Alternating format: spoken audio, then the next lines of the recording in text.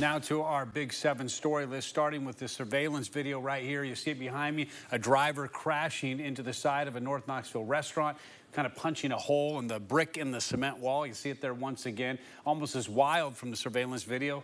You just see the driver just put it in reverse, back out. Even while a piece of a car falls off, she just goes on down the street like nothing happened. The collision smashed through the outside wall of La Herradura, a restaurant on Broadway. A worker inside also hit by some flying debris. Knoxville police say the driver of the car is 25-year-old Bailey Bates, believed to be, quote, severely intoxicated. Now, Bates was treated for minor injuries and charged with driving under the influence, leaving the scene of an accident, and additional charges. She was taken to Knox County Jail after being released from the hospital.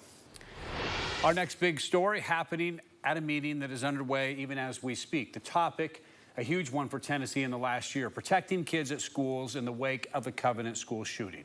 Tonight, the Knox County School Board plans to talk about lawmakers' responses, the new law allowing some teachers to carry guns in schools. You are looking at a live picture from inside that school board meeting. We're going to hear from school leaders about where they stand tonight at 11 o'clock. But already we have learned they are considering some sort of position on the armed teacher idea.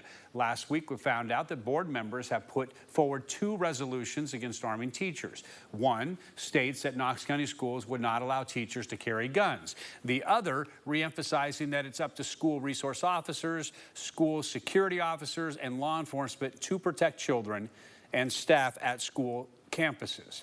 Now, Superintendent Dr. John Reiswick told us late last month that the district's law department was looking into the specifics of the new armed teacher law, but also shared his perspective that legislation was not needed, at least not needed for Knox County, to make sure that school safety is a top priority. All right, moving on tonight. Big bucks, some big plans, but no property tax increase. That's our next 7 at 7 story. Those are the takeaways from the Knox County Mayor Glenn Jacobs as he laid out his budget proposal, giving his state of the county address this morning. It's a $1.1 billion package, includes $87 million for engineering and public works to keep making infrastructure upgrades, work that is needed. Mayor Jacobs argues to support the growth of our area. Now, the plan puts $683.7 million into Knox County schools. That is a $23 million increase to cover $41 million worth of pay raises and benefits for teachers and staff.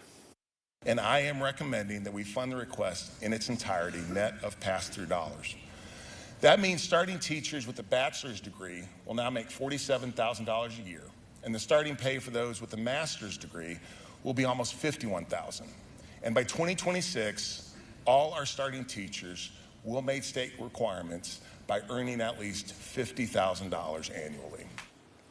Now, Mayor Jacobs also sharing that he would be recommending an increase in funding for Knox County Sheriff's Office. This is to cover outdated software, more body cameras, new vehicles, and new training equipment. All right, a warning in the wake of a house fire comes in our next Big 7 story. The fire you see is behind me, at least you're seeing the firefighter going in these pictures shared by the Knoxville Fire Department. The warning comes because of what the firefighters had to do. They actually had to cut their own doorway to get inside of the home. That fire breaking out this morning, the 2000 block of Cedar Lane in North Knoxville. That's between Broadway and Inskip Road, there if you see the map. Firefighters say a neighbor's call to 911 brought them out. Getting into the house, they say they found a lot of smoke billowing. Once they got to the house, they say they found smoke billowing from it. At first, they couldn't get inside due to, quote, heavy amounts of stockpiled items, end of quote. The firefighters cut 2 holes in the front and side of the home to get to the flames. Then another hole had to be cut in the roof so they could work on getting to those flames there. No working smoke alarms were told in the house. Those factors, from smoke alarms to what's inside your home, how easy it is for anyone to get in, maybe you have things that could fuel a fire, they all make a difference. Firefighters say in an emergency, fortunately, the man inside of that home was able to get out safely. A big deadline ahead as our list rolls on, and it already has been extended. Before now, we're talking about the deadline to complete the free application for federal student aid, which is better known as FAFSA. That's next Wednesday. That's the deadline. The application was distributed late. The deadline to complete the FAFSA was then pushed back to May 15th as part of the For the Future initiative, a campaign to promote the value of a four-year degree from a university. Leaders in East Tennessee are encouraging students take advantage of FAFSA. And with UT Knoxville Campus Advisory Board proposing a 2% increase in undergrad tuition, completing the FAFSA could save thousands and thousands of dollars. As I think about every year that millions of dollars are left on the table because students don't complete the FAFSA, that can mean thousands of dollars for local students and families. So really important they complete that and take full advantage of any financial aid. Even if they don't think they qualify for federal aid, that state aid and local aid can be unlocked as well. For UT-bound students, completing FAFSA can open doors to scholarships like Tennessee Promise or Tennessee Hope and university-specific scholarships as well, something to remember.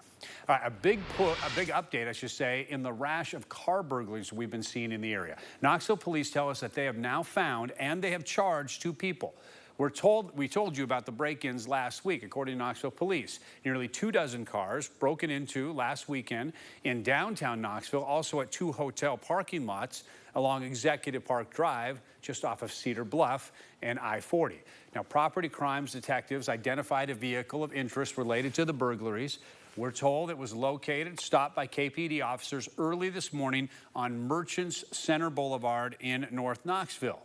2 people in the car taken into custody. 19-year-old Jaquel Bradley from Georgia, 21-year-old Terrence Brewer of Chattanooga.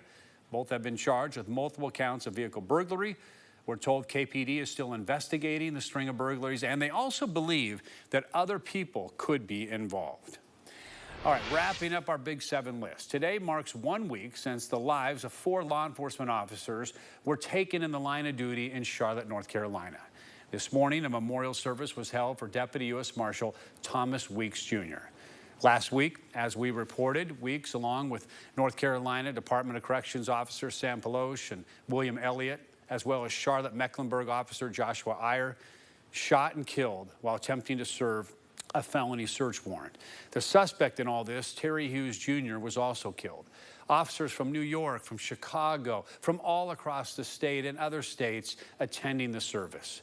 Ronald Davis, the director of the United States Marshal Service, spoke today. He tells us there's still a job to do here.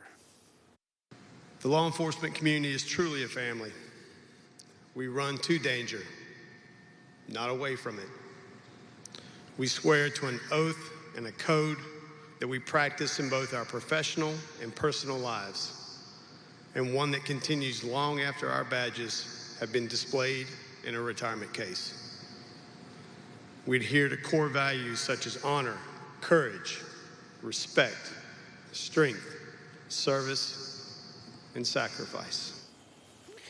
We're also learning that 2 of the officers who were killed, they were ones who actually helped in 2 big manhunts here in East Tennessee. You may recall Kenneth DeHart, the man accused of killing a Blount County deputy, Greg McCowan. Also, there was Sean Williams, East Tennessee man charged with child sex crimes that led authorities on a month-long manhunt. We spoke with U.S. Marshals for the Eastern District of Tennessee on why they were assaulted while serving a warrant. Most of those should be pretty routine, but you never can underestimate the desire of a person not to want to go back to jail. So those can turn pretty volatile. Anytime you're serving a warrant can turn very volatile.